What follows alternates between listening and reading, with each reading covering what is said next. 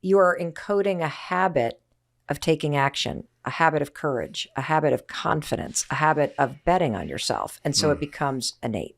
Yeah, I think, a lot of your work is about motivation and helping people with self-love and breaking these patterns and shifting, yourself. And we do get stuck. We get stuck in these sort of repetitive patterns of thinking. Yeah. And there's a part of our brain that actually is involved with that you talk about, the Reticular Activating System. Can you talk about how that plays a role in kind of the repetitive nature of our thinking, whether it's good or bad? Yeah. So there's a super cool thing. I can't believe I didn't learn about this, sooner. They should teach this in school because it's so cool. So there's this. Like how to eat and take care of your body, among other things. Oh yeah, balance a checkbook, pay your taxes, all that stuff that nobody wants to learn. Yeah. So there's a super cool thing in your brain called the Reticular Activating System. I always get the middle word wrong. Who cares? I call it the RAS. That's right. And this thing is so freaking cool.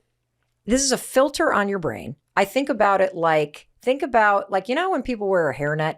Imagine if you have a hairnet on your brain, but it is lit up, it is electric, it is alive, and it constantly lights up and changes in real time, depending upon what it thinks is important to you.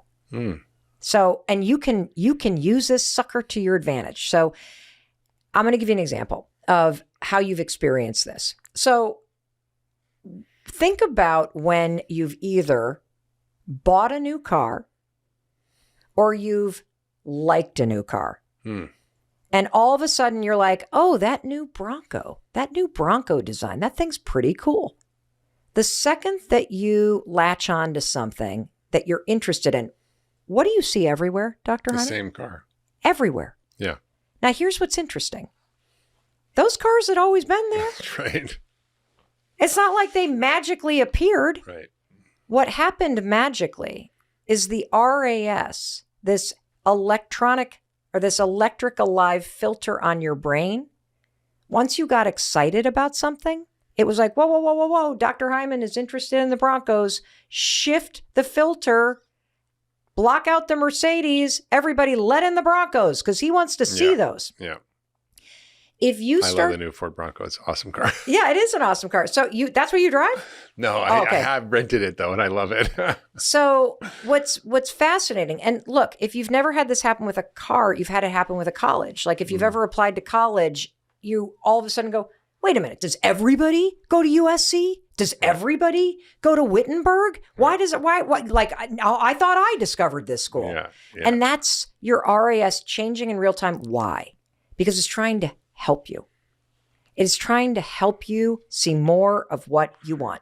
And so you can do a little exercise. It sounds schmaltzy and cheesy as hell, but I want you to do it today.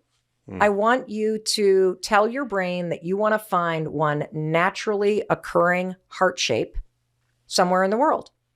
Wake up or leave this podcast and be like, all right, that's it. I'm not going to go to bed until I see one naturally occurring heart shape. Yeah. And I swear to God, you will see a cloud, you will see a leaf, you will see a stain on the floor, you will see something on the sidewalk, you will see a spot on somebody's shirt. I just noticed something I'd never seen before. Right there on that lower wood shelf, there is a dark thing under my YouTube award that looks like a dark heart in the middle of the shelf right there. Why? Because I tell my brain to do this. Now, why on earth would I play this game of looking for hearts every single day? Because I am actively training my mind to change in real time, to show me what I want to see. See, the reason why this is important is because unless I give you an experience, Dr. Hyman, where you experience your own brain changing and showing you something, because you'll see right there on the sidewalk, you've been walking past this thing for a year. Yeah. It was there. And how do we use that understanding of the RAS to actually change our behavior, make our lives better? I'll tell you how. Yeah. You have to first try the game, because unless you experience it, you won't believe that this is possible. Yeah. Because if you can find hearts, you can actually start telling yourself, it is important to me to start seeing evidence that I'm worthy of love. Oh, that's a good one. It is important to me to start seeing all the people in my life that care about me. It is important to me to start seeing these acts of eating healthy as acts of being worthy of self-love. Because if you just were to tell yourself, okay, I'm going to love myself now, your brain's like, nope. Why? Because the RAS also works in the negative. Yeah. So one of the Keeps you reasons looping. why, yes, one of the reasons why so many of us have such a hard time shaking and breaking the beliefs from our childhood is if you're an adult who believes that you're not worthy of love, that belief is real because of your lived experience. Mm-hmm. And you now act in congruence with that lived experience. And you pay attention to things and filter the things that confirm that experience. Correct. Why? Because your electronic hairnet on your brain, your RAS, thinks this is important to you. Yeah.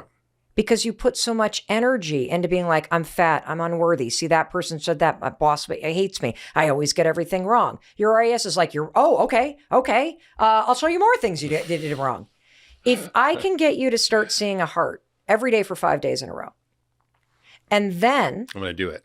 Everybody, you should do it. Do it. You should do it because you're going to be like, shit, this bitch is right. Oh, this is weird. And then if you want to supersize it, if it's a rock or a leaf, pick it up and be like, this sucker right here, this is evidence that my brain can help me. Then get serious about doing the exercise you talked about, writing down the stuff that was true in your childhood. And now write down the stuff you want to believe. Yeah. And then challenge your RAS. Show me that I have friends. And start seeing every inbound text from somebody that is evidence, not that people are using you or they don't. So true. It's so true, Mel. We always accumulate evidence to support our existing beliefs. Yes. And our existing ways of thinking. Yes. And everything else we kind of ignore. I once a friend said, stop looking for ways to be offended.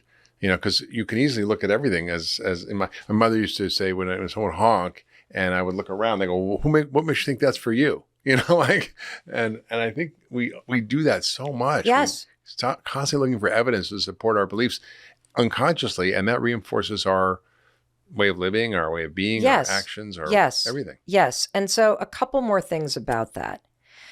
Mindset is critical because right now your mindset was programmed by the adults and the experiences of your childhood. And you are largely trapped in thinking patterns that are probably the patterns that you had when you were between 6 and 12 years old. For sure. And so you are basically an elementary school or middle schooler living in an adult body.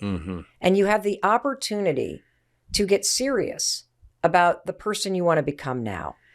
And so if you were to write down, like take out a piece of paper and write down all the things that you want another person in your life to bring into your life. So the partner, that you're with, all of the things that you want her to bring into your life. What are some of those things? Well, actually, I did that. I actually wrote down what my partner would be. I wrote down, I call it the love that I dream into being. What were the criteria and the qualities? What are they? There's a lot. They have to love themselves. They have to be playful. They have to, be, willing to kind of come back always to love. I mean, a whole list thing, being able to go to the jungle and mountaintop, to hang out with anybody, to, just be on that magic carpet ride. Yeah. Okay. So you want to know the secret to self-love? Be those things for yourself. Yeah. Be those things for yourself. And what's going to happen though, is you can make that list. It's going to be right there. Stick it somewhere that you see it every day. Is you will resist doing those things because you don't currently do those things. And that's why you need the 5-second rule to punch through the resistance that's going to be there, to help you plow the new neural pathways and the new behavior patterns. And it's through the actions. You see yourself coming back to love. You see yourself climbing the mountain. You see yourself doing all these things. Your entire mind and the default wiring will change because of the actions that you're taking. Yeah. Yeah, it's so true. I mean, it just reminds me of these studies where they literally had people change the way they did things in a study of longevity, where they took people who were born and lived in the 50s. They put them in a model house. Everything was like the 50s, with the magazines, the newspapers, everything, the TV, all the same, and had them just sort of act that way. And what happened was that they literally changed their physiology, their grip strength changed, their fitness changed. All these biomarkers of longevity change simply by them like having these different ways of acting in the moment. It's so true. It's so true. And so like think about the fact that your physical inputs, the way you get conscious about your thinking, the physical activities that you take, they change the way that you think. Yeah. And so I think the biggest single message that I have is that... And they change your biology. Oh, of course. Of course. And so, the single biggest message that I have is that you're not stuck with the patterns of thinking that you have. And they're probably your mother's or your father's. And they're not yours to carry forward. And if you can identify, just like you did, Mark, the things that you said to yourself about love, and you say, and you honor the fact that, wow, that sucks. And that was my experience. And now I want a different one. Your body and your brain will be so fast to fall into line and think completely different thoughts. If you train your mind to start spotting evidence as you're doing the work, as you're going through your day, it will help you. If you train your mind to start scanning the world and spotting evidence that yes, indeed, the world is sending you positive signals that things are going to work out. Now, why is it important to train your mind to help you get what you want?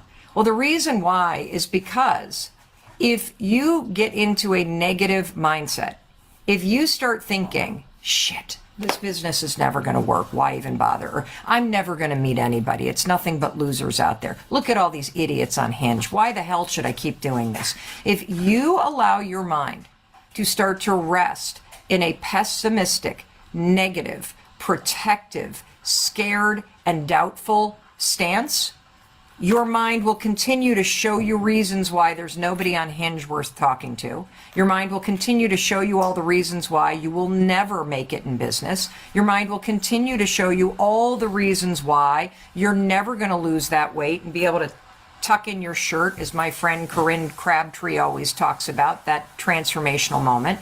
And when your mind goes negative, your mind starts to scan the world and will show you more reasons to stop. And the power of training your mind to spot positive signs is very simple. The power is that your mind will start to show you reasons to keep going. Your mind will help you take the step. Your mind will encourage you to feel optimistic, to feel empowered. Just like you woke up today on a Tuesday and it was February 22nd, 2022, and those numbers are lining up, and that makes you in your heart and soul go, whoa, something cool could happen today. Like that shit only happens like once in my lifetime. Those numbers are going to line up like that. Today is a really cool day. Let's go do something with this. You could create that kind of attitude every single freaking day of your life. You could. If you train your mind and if you start taking action. And training your mind is the key piece that we're going to talk about. So for those of you that have read The High Five Habit, one of the things that I talk about a lot is every single day find a naturally occurring heart-shaped object in the world. It could be a stone, it could be a leaf, it could be a cloud, it could be a shape in your coffee. Hey Chris, if we've got anything around here that looks like a heart, hand it to me. And the reason why I love telling you to start playing a game with yourself where you start your day going, mind, brain, show me some heart. Oh, what is this? Come here. Dog treat. Oh my God, it's a dog treat. Look at this, guys. What shape is that, bitches? That right there is a heart, bitches. There we go. Check that out. If you say, brain, mind, show me a fucking heart today, guess what's going to happen? That damn dog biscuit, you're going to be like, there's a heart. You're going to look out at the sky and you're going to see a heart shape. Oh, right there in the mountains. There's a heart shape in the mountains in southern Vermont. You're going to see it in the clouds. What you're doing when you tell your mind what's important to you is you're telling your mind and the filter in your brain to change in real time and allow into your consciousness what's important to you. And if you want to see hearts, by God, those damn dog treats are going to start looking like hearts, everybody. That's how you train your mind. It's freaking incredible. And if you want to see evidence of this, follow me on social media. If you follow me, Mel Robbins, on social media, you will see every day I am reposting your stories of finding heart shapes around the world. Now, why is this important? Well, it's important because it's a simple way to prove to you that your mind changes in real time. That if you get serious about becoming more positive and optimistic and encouraging of yourself, if you get serious about saying, fuck this, I don't want to see all the reasons why I'm unhappy. I don't want to see everybody else in the world that's launched a business or that's lost weight and is healthy or that has a really good marriage or relationship. And I don't want to see that shit and have my mind process it as evidence that it's never going to happen for me. I want my mind to reprogram itself and see other people's businesses and see other people getting healthy and see other people in relationships. And I want my mind to say, fucking yeah, if they can do it, I can do it. That's evidence. If that person can get healthy, so can I. If that person can find somebody on Hinge, so can I. If that person can reconcile with their child, so can I. Other people can become evidence that you can have it too. Right now, your mind is so fucked up from your past that when you see what other people have and you don't have it, you can't actually translate it through a negative mind and see that that's evidence that you're going to win. You see it like, oh, somebody already stole what I wanted. That sucks. And so what I want to start to open your mind to is that you have the power to train your mind to filter the world differently. Just like you woke up and you saw the date today, 2/22/22, and your brain saw that and was like, whoa, this is a once in a lifetime day, everybody. You are never going to have another day that lines up like this, ever. What are you going to do with this day? Your mind already interpreted this as, wow, something cool could happen. And if you tell yourself something amazing is going to happen today, something will, because you're going to be looking for it. I swear to God, something will. Something will. If you want to see the good all around you, you got to tell your mind you want to see the good. And this just isn't a bunch of horse shit, everybody. This isn't toxic positivity. There is a filter in your brain called the Reticular Activating System. The Reticular Activating System. I call it the RAS. I like to think about it like a giant hairnet on your head. And this RAS sits over your brain. I'm probably getting this wrong. I'm not a neuroscientist. I could give a shit about getting it right. I just need you to know the basics here so that you can apply it to your life, okay? You don't need a PhD to use the science that super smart people have been working really hard on in order to apply it to your life. That's what I'm here for in your life. I'm here to translate this stuff into simple, believable, and actionable things that you can do to take all this super cool stuff that people are researching and apply it to your normal person's everyday life to help you change from the inside out. And one of the coolest things that you have at your disposal is you have a whole system in your body that you can train and change. And one of those things that you can train and change that is impacted by that word you're hearing a lot of, neuroplasticity, that just means that things are able to twist and bend and change, and you're able to learn new things for as long as you're alive. As long as you're breathing, everybody, you got a chance to change the way that you think. As long as you are breathing, you got a chance to change from the inside out how you experience your life. As long as you are still here watching me, people, you got a chance to create a new experience in your life. And one of the things that helps a lot is understanding that right now, all of the bullshit from your past has jammed the filter in your mind, body, and spirit, the Reticular Activating System. And it is clouding your ability to look at the world around you and see hearts. Remember this? Dog treat, hearts, bitches. Look at that. There's a heart right there. If I'm gonna ask you, I want you to find a heart today, and I want you to tag me at Mel Robbins when you do. Okay? Tag me. Whoa, we got somebody whose birthday is today. Damn, you better declare something amazing on 2/22/22. That's freaking awesome. Fabulous for you. So here's the thing. Your past has completely fucked up the reticular activity system. The reason why you doubt yourself, the reason why you think nothing works out for you, the reason why you're seeking validation from everybody else is because your life trained you to do that. And I'm here to tell you, you can wake the hell up and you can realize that from this moment forward, you have the ability, using simple and believable tools, to reclaim your mind, body, and spirit, to retrain it, and to use it to help you feel the way that you want to feel, to experience life the way that you want to experience life, and to build a sense of momentum as you go through your day and you start to see all kinds of stuff around you as evidence that you can have it too. I'll give you a simple example. So as many of you know, for a very long time, I've always wanted to launch a podcast. I got my start in the media business back in 2007 by having a local radio show in Boston, Massachusetts on a talk radio station on Saturday mornings. That's what I did. I made $25 an hour. I hosted a show for 2 hours, a live call-in show where we talked about what was going on in the world. It was an advice show. I absolutely loved it. And from there, that show grew. It then became a Sunday night show in Atlanta, and then I got a 5-day-a-week show in Orlando. So you're looking at a woman who got her start in the media business doing local radio. I paid for our kids' braces by reading Invisalign ads for the local dentist. So I have been in sort of the radio or podcast business since 2007, since before podcasts. And then my life took detours like it did. I have not been in radio since, 2011, maybe? So a long time, 10 years. And I've been thinking about launching a podcast for 5 years, everybody. 5 years.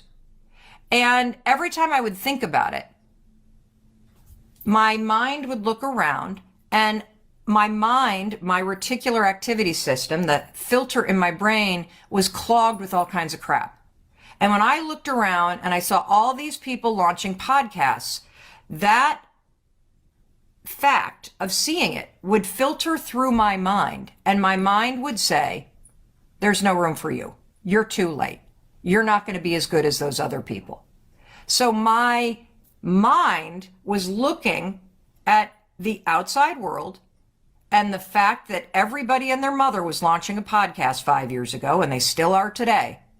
And it would pass through the filter in my brain, and my brain would say to me, Mel, you're fucked. You might as well just stop thinking about it because you're too late, woman. How many of you do that to yourself? That you see other people having what you want, and the way that fact that somebody else has gotten healthy, or somebody else has made $1 million, or somebody else has launched a business online, or somebody else has found somebody after divorce and is happier than ever, and you see that and you immediately assume, I'm fucked. Like, it's never going to happen for me. Instead of having your brain go, whoa, look at that. Look at all these people out there doing this. If they can do it, you can do it too, Mel. Look at that. You got all these people that can give you advice. You got all these people that are lights on the path that you want to walk down. How cool is that? You got all kinds of information, all kinds of help, all kinds of evidence that's positive. Well, the reason why my mind didn't see it as positive is the same reason why your mind does not see everybody else's business and everybody else's health journey and everybody else's bank account and everybody else's fancy vacations, or when you walk into a bar and all your girlfriends get hit on instead of you. Your mind does not see all of that as evidence that it's going to eventually work out for you, because your mind is clogged with all kinds of crap from your past. And I'm here to tell you, when you wake up and realize that you could train your brain to wake up every day and go, holy shit, today's going to be a magical day. Today is going to be that 2/22/22 day where you immediately see this. You know, this is the one day of your life where this is going to be the day. Come on in, Jesse. Jesse's here. Hey, YOLO! YOLO, come on in. You could literally train your mind to wake up every day and go, damn it, I'm going to see a heart today. And I'm going to see evidence today that shit's working out for me. And when my mind starts to see that this is going to work out for me, I'm going to feel more empowered, I'm going to feel more inspired, and I'm going to keep going. Because the bottom line is, everybody, your positive mindset helps you with momentum, repetition, and discipline. Your positive mindset helps you by encouraging you to take the action. Because as you know, because you hang out with me, Mel Robbins, thinking about changing your life is not going to change your fucking life. The only thing that changes your life is action. You want something different, you got to do something different. But a filter in your brain that filters the world in a positive way, in an encouraging way, a filter in your brain that acts more like that annoying friend. You know that annoying friend who's always trying to build you up? And I say annoying because when you're committed to being like, it's never working out for me, I'm never going to meet anybody, I'm never going to lose the weight. And your friend's like, oh, are you kidding? You know how amazing you are? You're like, fuck off. Don't tell me I'm amazing. I want to feel terrible. So when you start to change your brain, when you start to really go to work on this filter, you're going to turn your own mind from a critic and somebody who's nasty into that friend that's really cheering you on. See, this is going to work out for you. See, you should keep going. See, this is really good for you to do. And that's why it's important. It's really hard to take action when you have a shitty mindset. It's really hard to find what's called the activation energy, the force to push yourself through the resistance and the fear, if you are committed to believing that it's not worth doing anyway. And so action is critical. Action is where the 5-second rule comes in. But if you want to supersize this and step on the accelerator, you must start to train your mind. And one way you can start to do this is to look for hearts every day. That's one chapter in the book we haven't read yet. See, this is a dog treat that was shaped like a heart. I asked Chris, he scanned the room. Boom, bitches, that's how this works. The other way that you can start to train your mind is to learn about the filter in your brain, to learn about the fact that this filter in your mind has the ability to change in real time what you see. You're going to learn about a filter in your brain called the Reticular Activating System, the Reticular Activating System. I call it the RAS for short.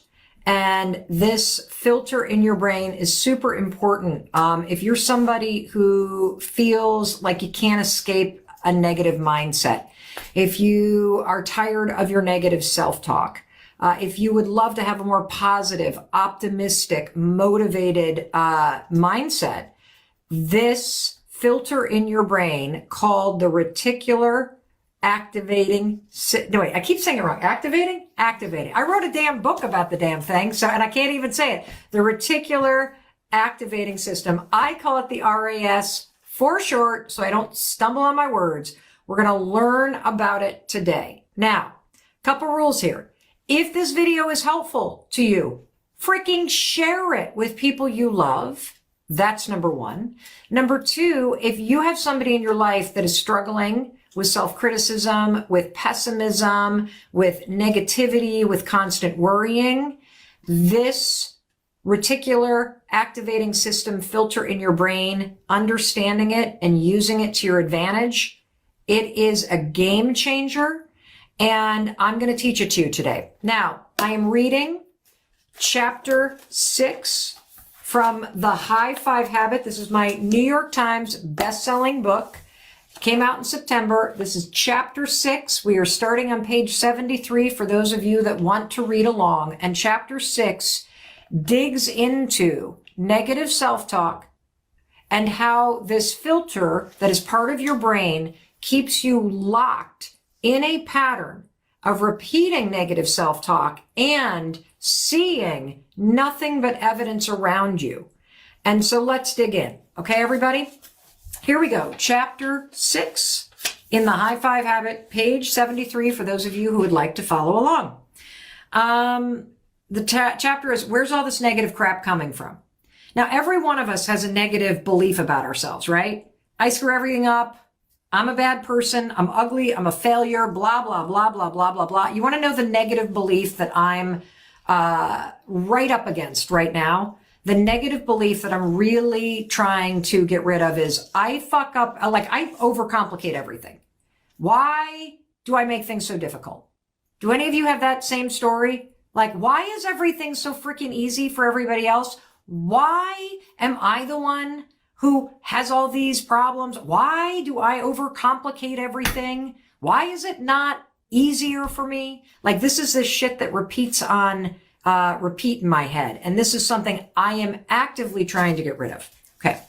Well, maybe you have failed or screwed up, or in my case, overcomplicated things. Maybe, Mel Robbins, you have in the past made things more difficult than they needed to be. Maybe you aren't winning any beauty pageants right now. And maybe you are the shortest one of all your friends. All of that may be true. But is thinking this shit helping you? How does me thinking, you screw everything up, Mel, there you go, overcomplicating it again. How is that helping me change? You see, I think a lot of times when you identify the negative, it just pushes back and you see more of it. And that's where your reticular activating system comes in.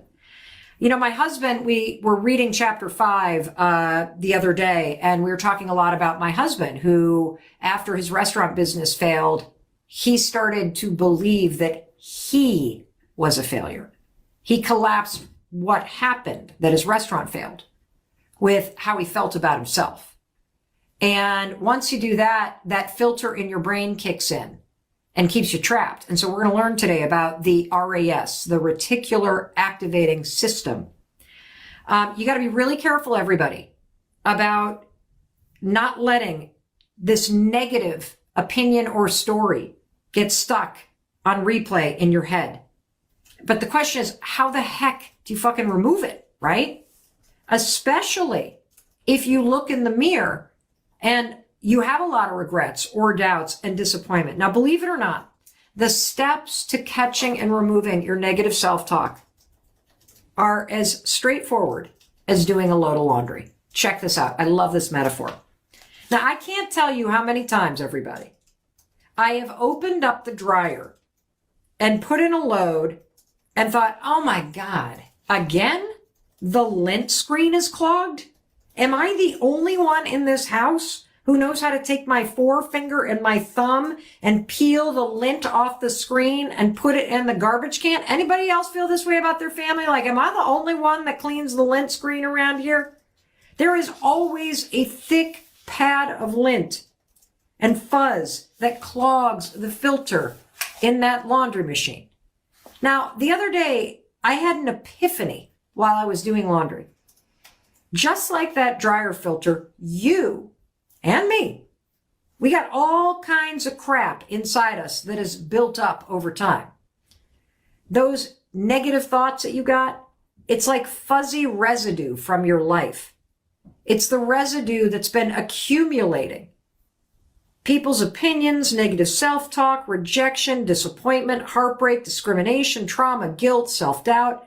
These experiences that you have felt, that you have faced, that you have survived in your life, these experiences are literally creating mental lint.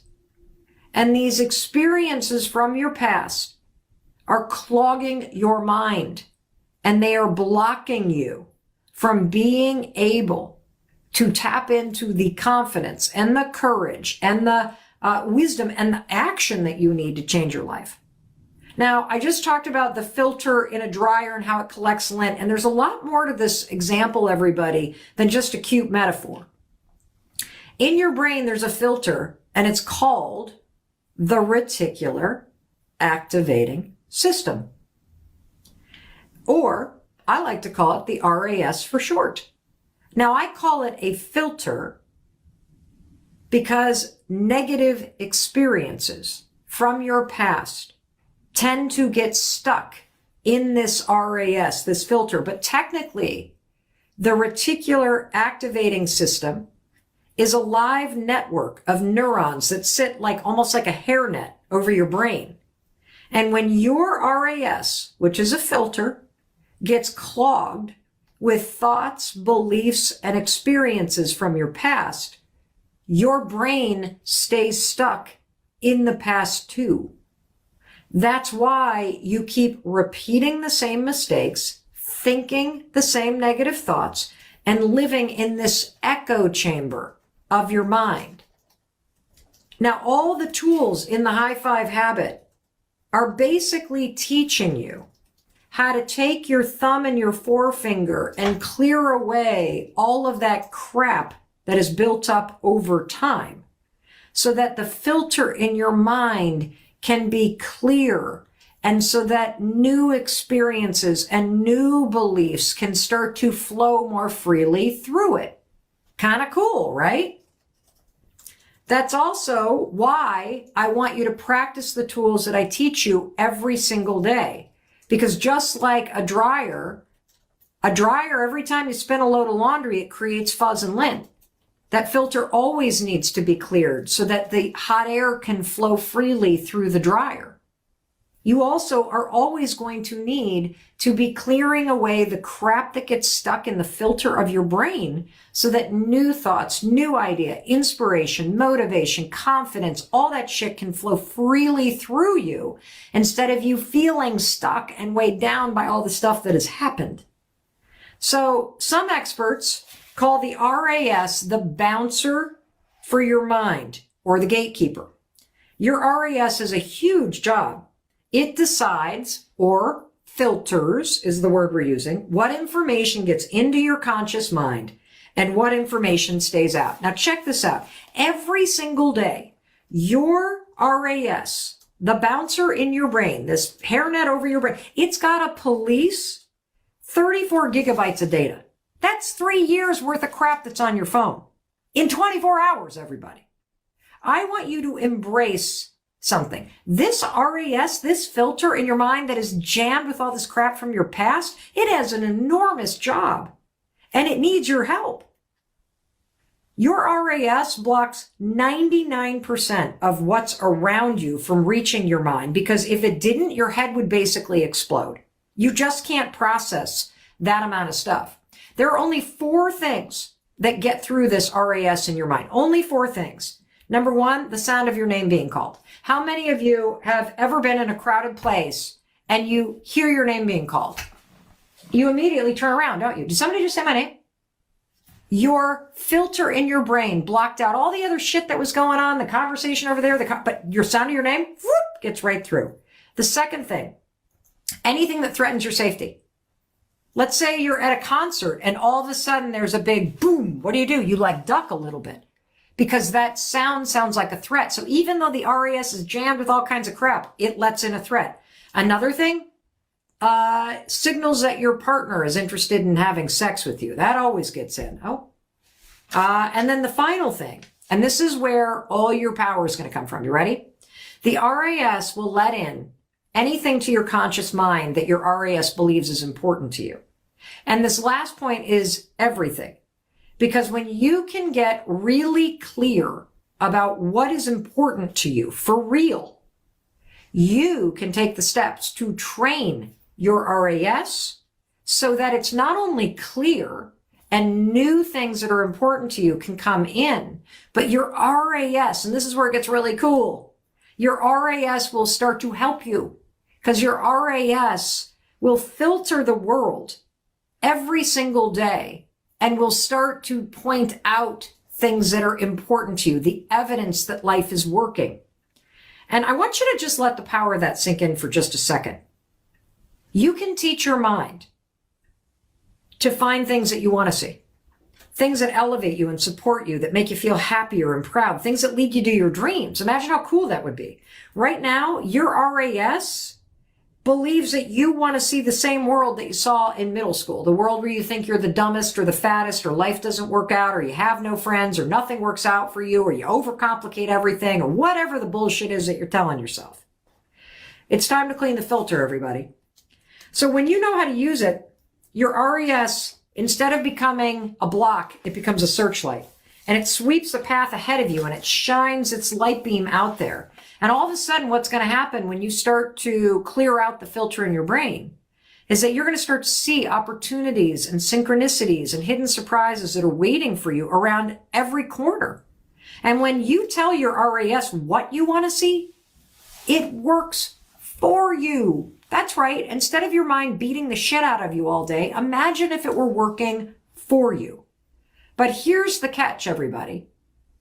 The RAS only does what you tell it to do. So if you allow your negative thoughts to dominate, I'm a failure. I'm a bad person. I'm not good enough. Nothing works out for me. So why even bother? If that continues to be the soundtrack of your life, your RAS steps in line and it'll show you all kinds of reasons to believe that that crap is true. You will not see opportunities or synchronicities or that you're winning at anything. You're going to see all the crap that you're doing wrong. Like, let's take my husband, Chris, who I love dearly, for example. He believed for a long time, I'm a failure. For years, that's all he could see when he looked in the mirror. He had all kinds of evidence to back it up. He jumped from job to job early in his career. Then he opened a pizza restaurant and wholesale business with his best friends. Friends and family invested, and they poured their hearts and souls into that business. And after 7 years, it closed its doors. Now, those last few years, as the business was failing, they were horrible. And if you know my story or you've read the 5-second rule, how many of you have read or listened to the 5-second rule? And if you have not, it is fucking fantastic. And you need it in your life, especially the audiobook, which you can only find on Audible. There were liens on our house. There was debt, fear. I mean, unless I was too drunk to think about it, which unfortunately was very often. Chris left the business in 2014 and he was destroyed. He was a shell of himself. And at that point, 2014, I literally became the breadwinner, not by choice, but because I freaking had to if we actually wanted to avoid bankruptcy and wanted to put food on the table. And here's the thing. I was really pissed off at the time about it. But by the grace of God and also by a tremendous amount of hard work, this is exactly what I was meant to do.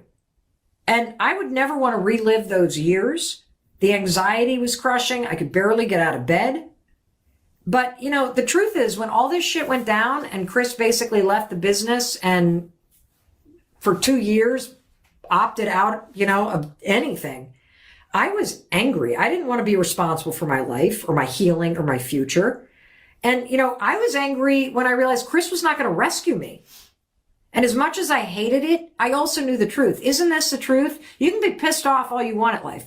You can be bitching about what other people are doing.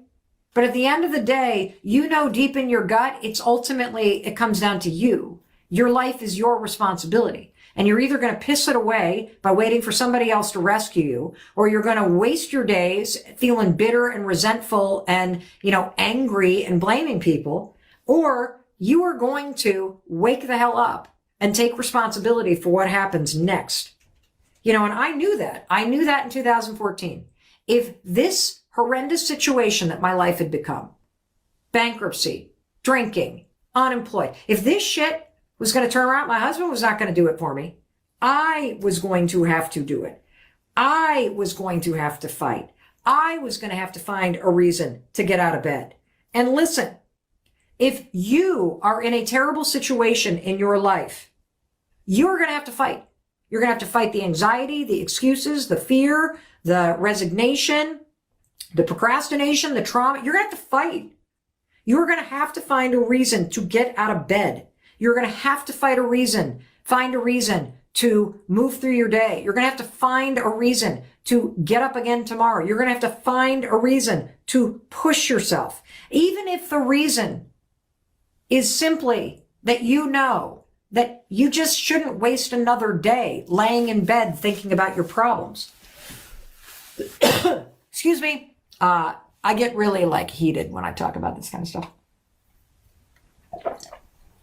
Seriously, if you're in a bad place, nobody's coming. Life is basically saying it's time to wake up and realize you're going to have to fix this. And you have it within you to fix and face whatever situation that in. And even if your only motivation is, I just don't want to feel like shit anymore.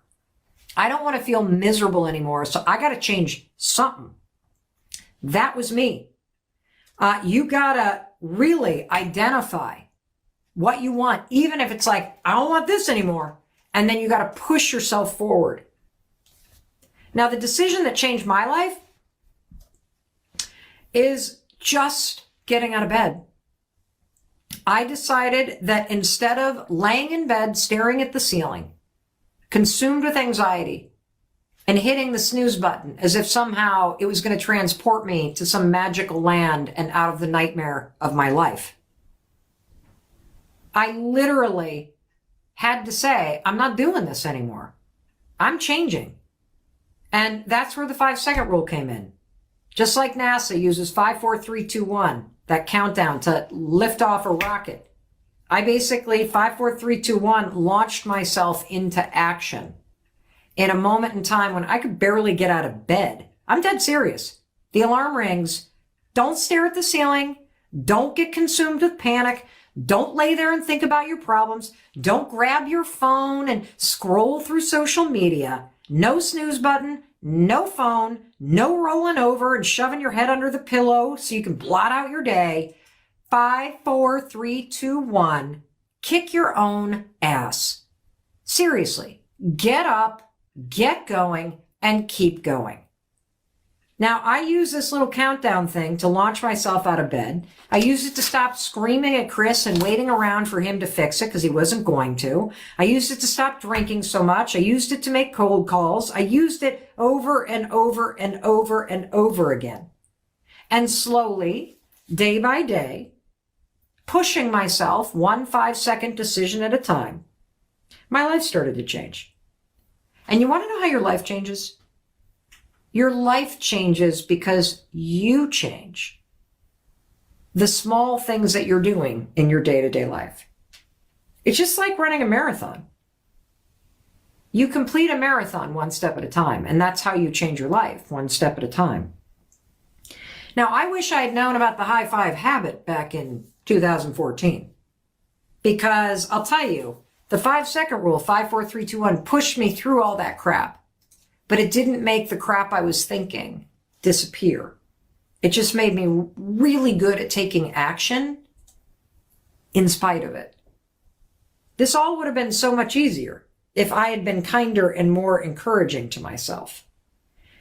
So I'm really grateful for the 5-second rule. It's changed millions of people's lives, including my own, by giving me a simple tool based in science that helps you break bad habits and create new ones. And I look back personally on that period in my life, 2008 to 2014, with a completely different view than my husband, Chris. Because I look back on the painful periods of my life and I say, if I didn't have all that, there would be no success story. You see, there isn't a single success story that doesn't include a lot of failure. There'd be no 5-second rule. And I'm grateful for everything that horrible experience in my life and period in my life taught me. I'm grateful that Chris became a stay-at-home dad to our kids. I am grateful that he wanted to be around the kids as they got older, because he had always wanted to be around them when he got older because his dad wasn't around. And so he missed out on that with his own father, and he wanted to be there for our kids. And I wouldn't have been able to become as successful as I was without his help and his support.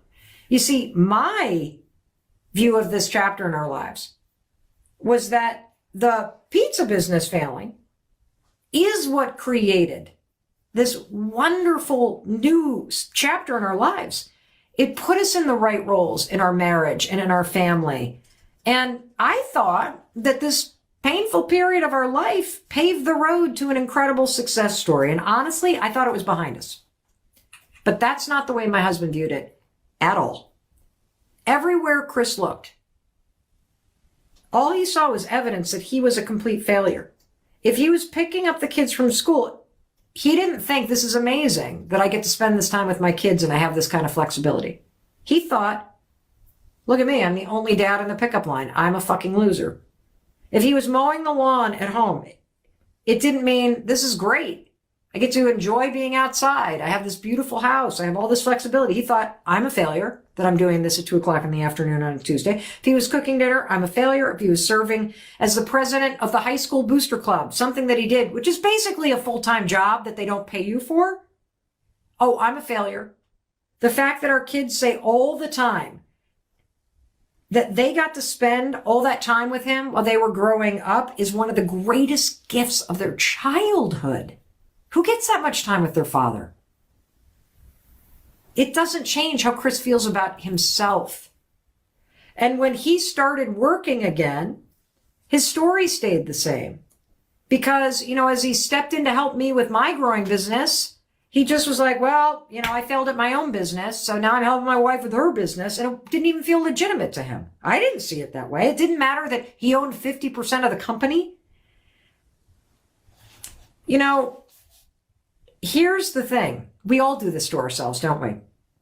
Chris's story is just an example of how you look at your own life and you have a story and you see evidence. And, I'm sure that you kind of relate to this. What do you actually tell yourself, right? What do you tell yourself that you're learning from this story about Chris? Because here's the thing. As you repeat this negative belief, I'm a failure, I'm a loser, I'm not good enough, whatever that belief is, everybody, as you repeat that belief, the filter in your brain, the RAS, is paying attention. And the filter in your brain will start to look at the world in a way to confirm your belief. So, for example, when my husband, Chris, who keeps saying to himself, I'm a failure, if he's coaching our daughter's lacrosse team, which he did, instead of having the thought, this is fucking amazing. My dad never did this for me. I'm living out one of my goals in life. I'm able to participate in my kids' lives. This is amazing. But since Chris has been saying, I'm a failure, I'm a failure, I'm a failure, and the RAS is paying attention, you know what the RAS does? It filters the world to show evidence of failure. So Chris sees a dude across the field talking on the cell phone, and instead of looking at the guy and going, oh, God, I'm so glad I'm not sitting there on a conference call at my kid's lacrosse game, not even paying attention. I get to be the coach. How freaking cool is that? Chris's filter, the RAS, is like, oh, I'm a failure. Oh, you should be on the cell phone. That dude over there is evidence that you shouldn't be coaching because you're a failure. You should be doing that. See that guy right there? That means you're a failure because you're not doing that. That's how your RAS screws you. That's how your negative belief starts to train your RAS to filter the world in a way that confirms all the negative crap that you say. Now, if I told Chris he was the best dad in the world and that I could not do what I was doing without him, I might as well just waste my breath because his mind couldn't even hear it. You have people like this in your life, no matter what you say to them, they cannot hear it. Can't do it. Here's what I want you to take away from this. Your brain is like a computer.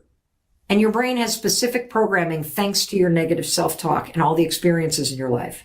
And no one else can reprogram the computer in your mind. I can't change Chris's or my daughter's beliefs. I can't change yours either. You have to decide that you're sick and tired of thinking this crap. You have to decide that the programming, which is your beliefs and your RAS, is something you can change.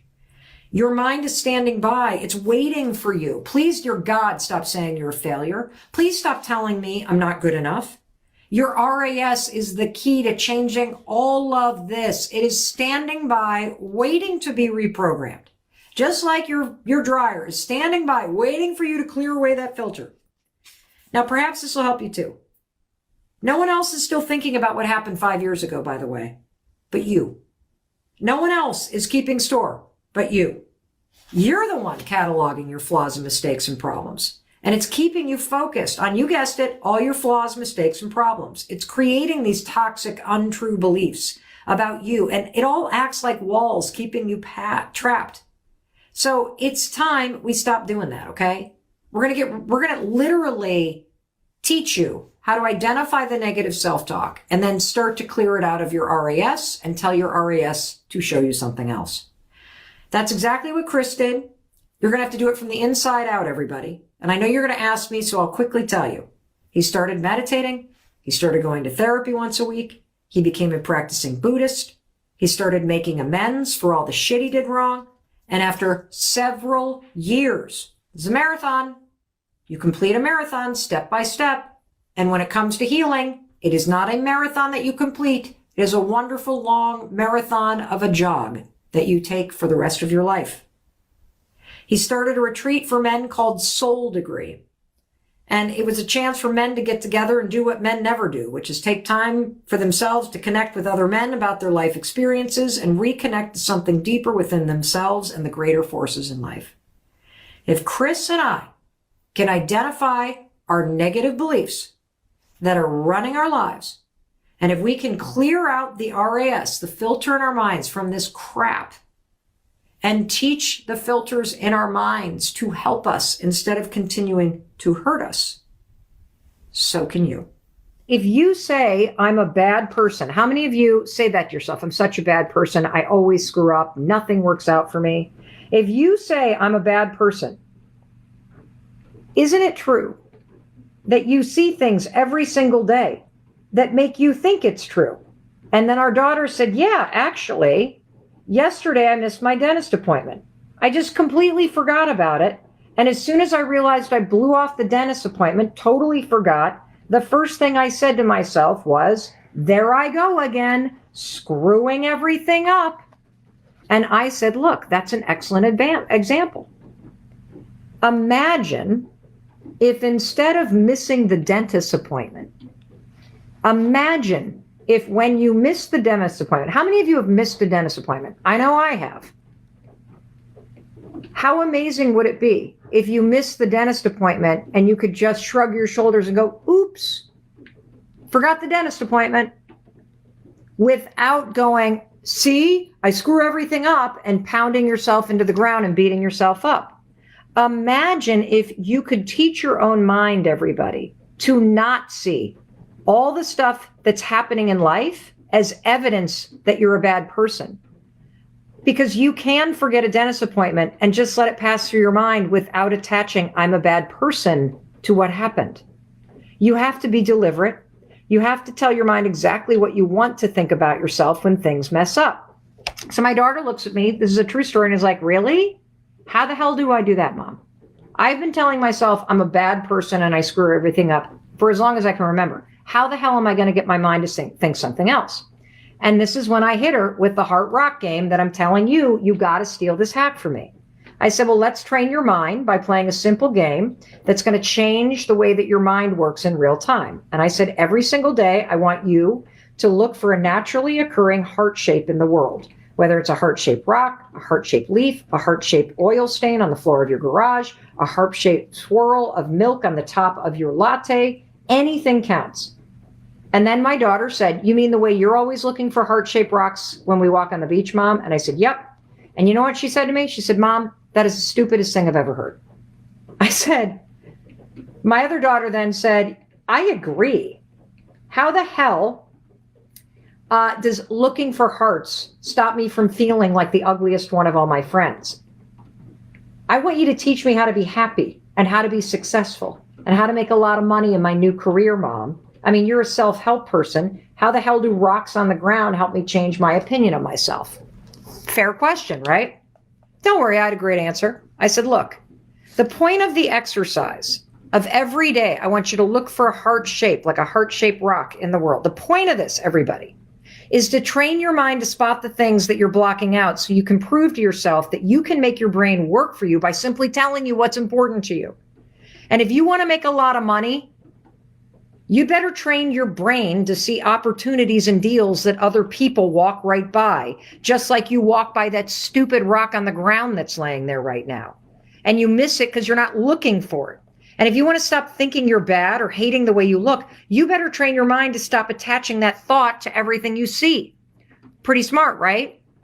If you'd like to make more money, you got to spot opportunities to make more money. If you want to feel better about yourself, everybody, you got to stop pounding yourself into the ground with negative thoughts anytime life doesn't go 100% your way or you screw up, which is totally normal. I could tell they were considering my argument. So I went even further. Besides, there goes the clock. Hold on a second. And feel free to ask questions in the comments. This is a short chapter, okay? Besides, if I told you, everybody, to just repeat a positive mantra, I'm beautiful, I'm a good person, you'd think this is stupid because you don't believe that. So first, I got to show you the power that you have to change what your mind sees. Then you're going to trust what I'm saying. You see, good people mess up all the time. It doesn't make you a bad person. And even if you are a bad person at times, why does that make you unlovable? See, it's all about the way you flip the things you look at so that you can see a world that makes you feel empowered and supported. Imagine how much easier and fulfilling it would be if you could stop the beatdown and just love yourself while you work on your health goals. Now, let me tell you how to do the heart-shaped exercise. You guys ready? Okay, good. Starting tomorrow, super easy, or today, starting today, I want you to find one naturally occurring heart shape in the world around you. Then stop and take a look at it. Here's mine. Every day when I go for a walk, if you follow me on my stories, you will see that I take photos all day long of heart shapes. This is the kind of thing that trains your mind. I'm getting asked for a meditation on manifesting. Yeah.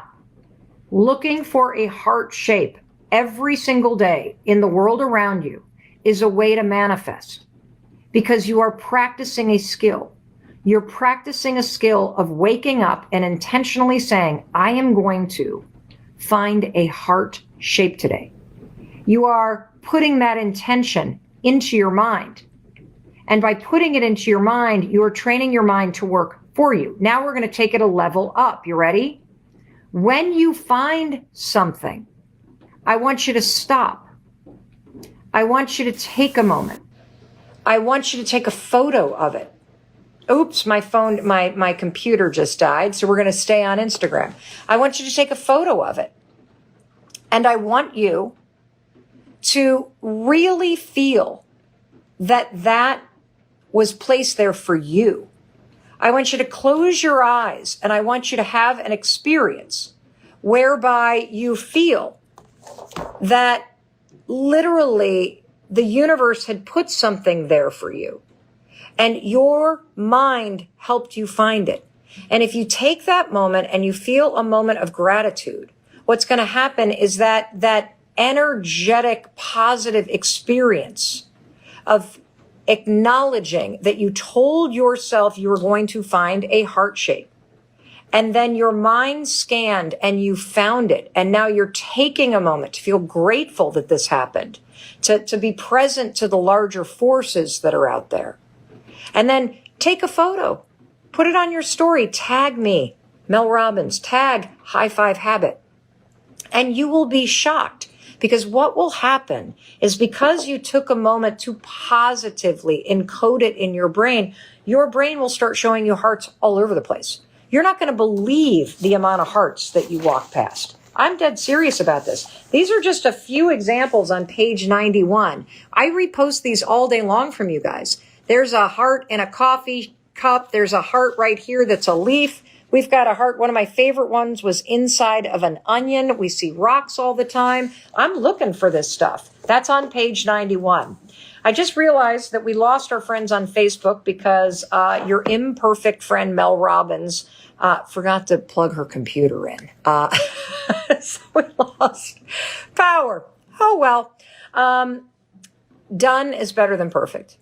And simply showing up here today and making a little bit of progress instead of waiting for it to get perfect is better than not doing it at all. Picture like I think about, the hairnet on the brain. Okay, it's really a live network. The reticular activating system is a filter. That's what it is, and it has an enormous job. And the job of the RAS is to decide what information gets into your conscious brain, and what information do we allow to kind of block out so that you're not consciously thinking about it. Now, the reason why you have this is because if you didn't have this filter, your head would explode off of your shoulders, literally. You are processing, it's like 34 days worth of cell phone data every single day in your brain, okay? You just can't handle it. And so there are only 4 things that your RAS allow into your conscious mind all the time. Only 4. It's the sound of your name. And we've all experienced that. You're walking somewhere in a crowd and all of a sudden you're like, did somebody say Mel? That was your RAS, letting it in. The second thing is any threat to your safety. So one of the reasons why we go like this, if you hear a loud noise, it's near you, is because your RAS let it in. There are loud noises all the time, but it blocks them out because it's not near you. The third thing is that your partner is interested in having sex with you or someone else. We've also experienced this where you're like, what are you looking at her for? You know, right? And then the fourth one, and this is where all of the money is, right here, everybody, is whatever you tell your brain is important to you. You see, your brain, and most people don't understand this. It took me 52 years to realize this. Your brain is designed to help you get what you want. Your brain will filter the world in real time and change what comes into your conscious mind based on what's important to you. And we have all experienced this phenomenon. If you have ever shopped for a car, you know what I'm talking about. The new Broncos are out right now, right? And so let's say that you wanted to get a new Bronco. And they've been, you've seen Broncos forever. But once you start thinking about it, like, oh, those are interesting. I think I want one of those things. Your mind's like, oh, it's called the Zeigarnik effect. It opens up a little checklist in your brain. It goes, oh, wait a minute. Her nervous system just lit up. She's all excited about this thing. Let's put this on the list. It's important. Let it in. And so one day you're driving down the road. You don't see a single Bronco. The next day, the new models aren't even out yet. But what do you see everywhere? You see a Bronco everywhere. You're like, where the hell did all these Broncos come from? They were always there. It's just that your mind now got the message from you that this shit was important to you. So it's like, let it in, let it in, let it in. The second that you're interested in a Porsche, you're not going to see Broncos anymore. You're going to see a Porsche. That is your mind trying so hard to just manage the world and change in real time. And so this also works in the negative, by the way. Yeah. So if you have forever thought that you are a bad person, you're a piece of shit, that's what you say to yourself. A lot of people say that. It's terrible. Maybe this is what your parents said to you. Maybe this is what some coach said to you. Maybe this is what you picked up from childhood because you were discriminated against or you were the victim of abuse. All kinds of stuff that you're not responsible for, by the way. But you absorbed that and you kept thinking about it. And so what's happening in your mind is that your mind literally is like, oh, well, Mel's thought this thing, I'm a bad person, for so long that she actually thinks it's important. And so the littlest things, like you forget to go to the dentist. And then they call, did you miss your appointment? Your brain immediately lets it in and makes you think, see, I screwed everything up. I'm a bad person. I can't even get to the dentist. And so what I'm here to tell you is that just simply repeating, I'm a good person, I'm a good person, I'm a good person is not going to be enough. You got to start to do the high five habit. You also have to start to come up with what I call a meaningful mantra, which is something you can believe right now while you still think you're a bad person. I may be doing things I regret, but I'm trying to be better. That kind of gets you a little bit out of the bad person. So now my brain's like, oh, okay, hold on. She's looking for reasons that she's trying to do better. Oh, I missed the dentist appointment. I didn't mean to. Just that little flip, like a little high five in your mind, little attitude adjustment that wipes away the, see, there I am again, screwing everything up to, oh, didn't mean to, trying to do better. Doing a little better every day. And those things start to change the way you see yourself. Now, there's another exercise, another habit that I have, I call looking for hearts. This is going to sound so dumb, but please, this is so freaking cool. It's unbelievable. You won't try this stuff in terms of the big stuff. Like, it's hard to change what you think about yourself.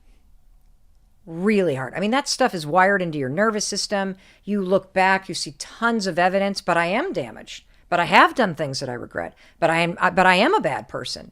But I screwed up that relationship and I did this thing and I'm a up. And like all this garbage you say to yourself, it is like in your body. So you're going to have to get intentional and be like, I'm done living with this crap. And the imagery that I have is like, imagine it snows. When you get intentional with the high five habits, you can literally plow a new path in snow. That's what a neural pathway is. And I can show you that it's true if you play the heart rock game with me. I want you to, after listening to this, spend the rest of the day and just tell your mind, I really want to see a heart.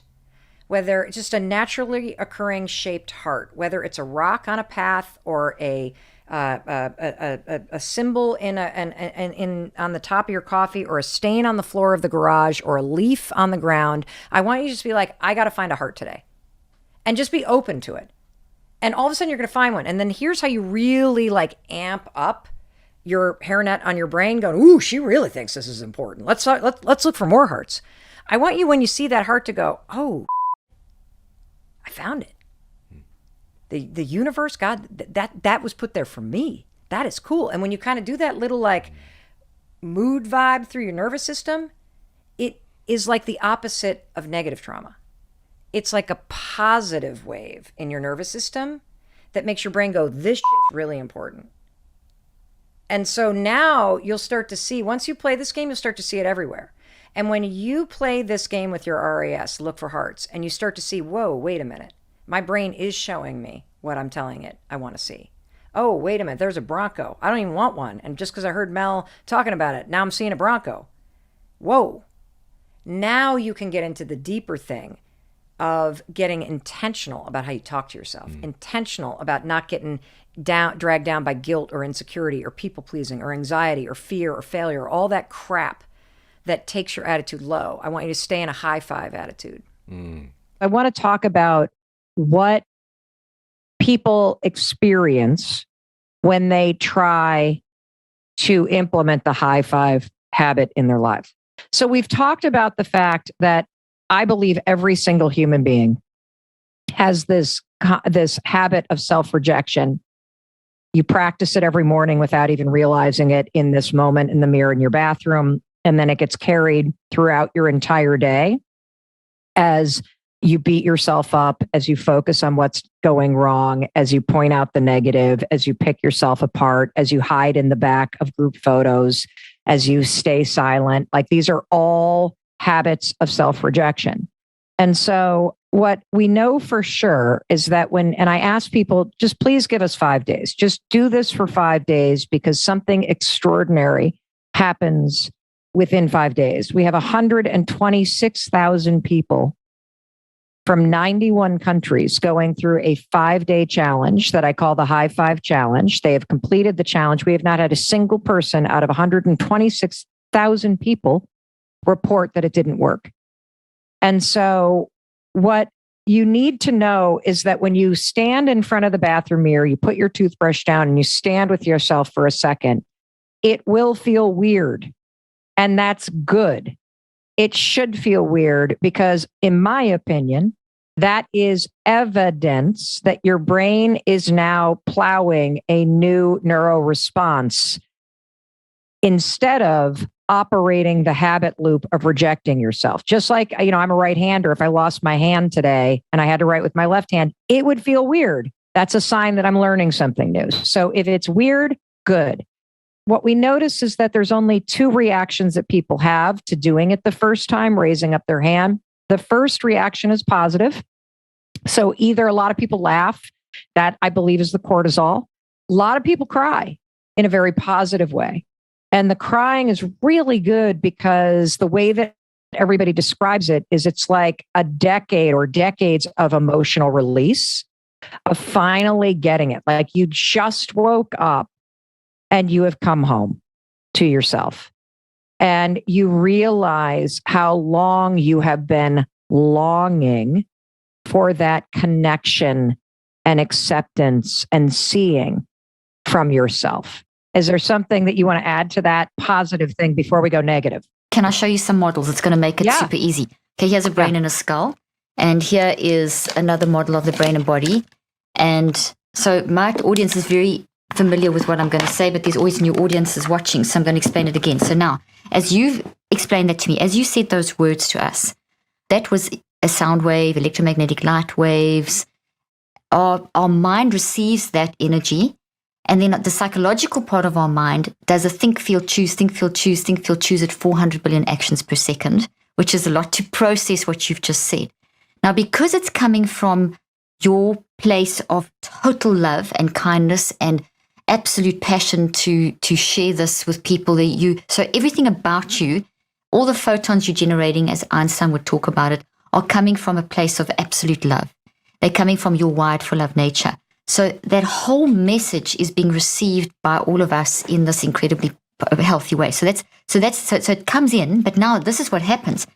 It comes in your words into the brain, show up in the brain. The brain responds on a neurophysiological level, a neurochemical level, an electromagnetic level, a quantum level, and a genetic level. Your words at the speed of 10 to the 27 are busy converting into little amino acids that group together to form proteins and are vibrations inside of those proteins, vibrating in the region of 528 hertz and above, which is super healthy. Every concept you're giving us is vibrating in its own unique way. So it's your own unique protein. So by the end of this, however long conversation, people are going to have 2,000 or 3,000 plus concepts that they would have taken away from you. And each of those would have grown into a tree like this. So in your brain, you're literally growing trees that are called thoughts. Thoughts look like trees. As neuroscientists, we talk about the thoughts in the brain having an arbor-like structure, tree-like structure. So all of us at this moment are taking your and my words and growing this into these trees. But notice a tree, and I'm going to use this little pot here. A tree is planted first with the seed and then roots. So our words are the root system. And it's the same thing, proteins and whatever. So this is a thought tree about the conversation with Mel about the high five. So the tree is called the high five. And the detail is the conversation. Now, what you and I are saying is the source. So that's the memories of this thought tree. There's source memories and there's interpretation memories. And you'll see the significance of this now relating, and I'm belaboring the point because this is why the high five is just so important. So, and I'm using this conversation as an example. So the thought is made of memories, root memories, and branch memories. So memories are not the same as thoughts, exactly like a mind is not the same as brain. Mind is the action, it's the processing, it's the electromagnetics, it's the gravitational field. You have your own gravitational field around you and through you. An electromagnetic field is different to mine. I can't take yours, you can't take mine. But when we interact, we enhance each other. If we are in conflict, we don't enhance each other. We cause brain damage in each other. So as humans, we are wired to enhance. We're wired for love, which is what the high five is helping yourself do personally. But the collective response that you're creating is an enhancement process. But coming back to this, what's actually happening in the brain is that we are all building this root system of the source, which is what you're saying and my responses to you. But every single listener and viewer is interpreting this immediately in a parallel. It happens immediately, simultaneously. So the root branch above the ground, the memories above the ground, the branch memories and leaves and trees, whatever you want, whatever shape it is, are the interpretation of what you're saying. So every person is hearing the same thing, but seeing it in their own different way. They're applying it to their life in their own different way. So now they are busy building an insurance policy in their brain. This high five content is a neural structural change. And I studied neuroplasticity. I was one of the first in my field in the 80s when they told us that you can't change the brain. So and now it's accepted fact. So we are being neuroplasticians. We're being brain surgeons, neuroplasticians, historians, archaeologists, all that to build this conversation. So in other words, this conversation's created a structural change in your brain that is a healthy structural change, that if people go get your book, if they get into follow you, whatever, they are then going to stabilize this. But they will lose everything that we are saying if they don't stabilize this and turn it into a habit. And a habit takes 63 days minimum, not 21. Most people think that it's 21. So I'm just telling the whole audience, if you want to benefit from what Mel and I are talking about now, you need to take this. You need to actually get the book, get my Neurocycle app and my book and learn how to apply this over the 63 days. Because there's very little research showing how long it takes to create a neural network like this that is sustainable. So we're doing this now. But if you don't apply this within 24 hours to 48 hours, most of this beautiful tree would denature and become heat energy. What a waste. Then they know, I heard something that Mel spoke about, something about high-fiving, but it's something good for me, and then they won't really apply it and they won't get the benefit that you're desperate for people and passionately desperate for people to get. Because when humans are functioning as themselves, we won't see what we see in the world that we have today. We won't see this mess and conflict, etc., etc. So that's getting super philosophical. Now, that's healthy. When you spoke about the complaining habit, I have to grab my toxic tree. Give me 1 second. Yeah, let me see it. I'm imagining like a dead, yes. Okay, great. Yes, this is so good.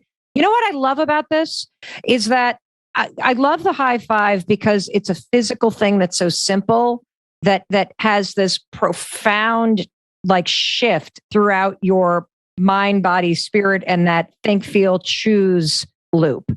I love the visuals that you're bringing to the table because the second that you said, I got to get my toxic or negative, I can't remember what word I'm like, I imagine a dead tree.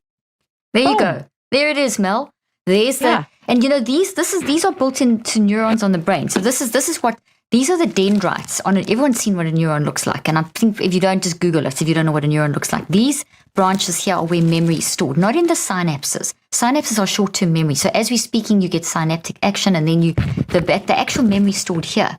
And so these are the dendrites. So they look like trees. So now here, this is a healthy conversation. It's a healthy tree. The proteins fold correctly. The quantum energy is correct. The neurochemicals are correct. Your whole neurophysiology, endocrine system, immune system, everything's happy. Okay. But this is a toxic reaction. So when we have this wake up in the morning and you talk about the patterns that most people are waking up and saying, I hate myself, I'm not good enough, the FOMO, the FOPO, all those people pleasing, all that, I can't do this, as you said, the saggy boobs. It's all the same thing, by the way. There you go. It's this thing. It's how the statements that we're making about ourselves are this part of the tree, the interpretation. So if we look at our interpretation, we can then track the interpretation. Why am I saying this about myself? So that's the root system. Like the root system of this conversation is our words. There's a source. There's also a source to the complaint. Why are you looking at yourself like that? And this causes brain damage because, as you said in the beginning about how we've got on, you said very, very beautifully about our neural network and our brain and body are designed to celebrate. That's the wired for love concept I spoke about. So this threatens survival. This causes brain damage. This I hate myself stuff activates the immune system in the same way that COVID does. In other words, there's an immune response to this. T lymphocytes, B lymphocytes, macrophages, all going to that site, creating inflammation. And if you keep on 63 days later, 9 weeks later, 18 weeks later, a year later, you're still doing this. This thing, whatever you think about the most, has grown. This is enormous, and it's in your non-conscious mind. Your subconscious mind is a bridge between the conscious and the non-conscious. The non-conscious is where everything's stored. In the non-conscious mind, it's gravitational fields. In the brain, it's trees. And in the body, it's a change in your gene code. This is how powerful this stuff is. So when you high five, you are actually drawing up this toxic thing that's been there for 9 weeks, 18 weeks, 5 years, 25 years, 40 years. And you are actually, and from neuroscience, we know that as soon as you draw something up and you become aware of it, you weaken it. It becomes malleable and changeable. If I don't change it and I walk away from the bathroom mirror thinking, oh gosh, I hate myself, boom, it goes back stronger. So tomorrow it comes back even stronger. And this is in the non-conscious mind, which works 24/7. It's the most powerful and intelligent part of you. And it's driving everything that you do. So how I see the high five, and I don't want to take any of your time because we want to hear you, not me, is the high five is breaking that. It's pulling this non-conscious out of this non-conscious view of myself. You know what it is? Out. You gave me an idea. Okay, go it's for an it. axe. It's an axe. There we go. It's an axe. And it's an axe that's not only chopping it down, but it's got to dig the soil out because you've got to get the root system. You know, like when you take a weed out of the garden, you can't chop off the head. You have to get the whole weed upended. So the high five is preparing you to do the work of actually getting it out. So it's putting that spade or axe in your hand. Love it. Yep. Love it. Yeah. So that's exactly you've got what to it is. So every day when you do this, you are allowing yourself to bring your identity to the surface, which then drives every other part of your mind, which then drives your brain and your body, which then changes your lifestyle. So this is a step into reversing that terrible statistic of people dying younger. Yeah. And one of the reasons why it's so powerful is because it does not require you to say anything. The positive programming is already associated with the physical action. Because you've never high-fived somebody and thought, I hate you and you're worthless. Your brain cannot actually, neurologically, it is impossible to think that thought as you high-five yourself. Impossible. And that's so true. So scientifically, to back you up there, it's the wired for love nature. So that's built in. I spoke about an insurance policy earlier on. Our wired for love nature is our insurance policy. It's I talk about it as the wise mind. So in the depths of the middle of this forest of all these trees, and some of that look like this, some look like that, there is this beautiful green forest, and that's where the high five resides, in that forest, in that gravitational field, as a resilience network in your brain and in your genes. So it's in all over the place. So it's a recognition of truth. Yeah, I think that's why people cry, is because by high-fiving yourself, you are reconnecting with your true nature. And that is a powerful spiritual experience. Speak more about that. That is so true, because I want you to speak about that, and then I'll throw some science in afterwards, because that is so. Huge. Yeah, I apologize for interrupting you. I get so excited about this, particularly since you and I are like freestyling. It's amazing. And I can't wait to like get together. We got to do an event for people or something and just really. Yeah, that's it for sure. We can sit there with all of our little props and that we have to. We promise you people this is going to happen. Yes. So it was interesting because the very first morning that I did this in April of 2020, during a very overwhelming moment in life, when I first did it, my immediate reaction was to laugh. And then I sort of laughed. I realize now I laughed because of the dopamine, but I also laughed because on the kind of surface, standing there in my underwear, high-fiving like it just seems so stupid and pathetic, like when you just first hear it. But I will say, even though lightning didn't strike and heaven didn't open and the angels didn't sing that first morning, but I did feel this little flip. Like I felt almost like the high five had like almost turned a light switch on, because I noticed my mood went from feeling energetically down, defeated, overwhelmed, to all of a sudden this shift in energy. I didn't even think these thoughts, but I would describe the thoughts sort of like, okay, come on now. You got a roof over your head. You can handle this. You've been in way worse places. Get out. Like it was sort of like that sort of like, here we go kind of energy. But I'll tell you, it was the second morning where it went from this sort of funny thing that I did to something profound and deeply moving. And so I woke up the second morning.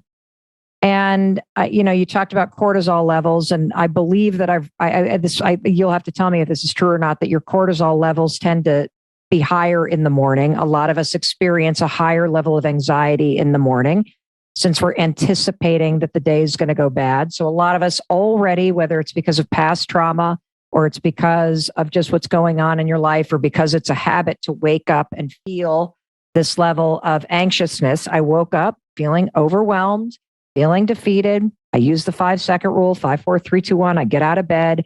I start walking to the bathroom. And this is when the high five habit became something bigger. I realized as I was walking to the bathroom that I was feeling something that I hadn't ever felt in my entire adult life. And this is what I was feeling.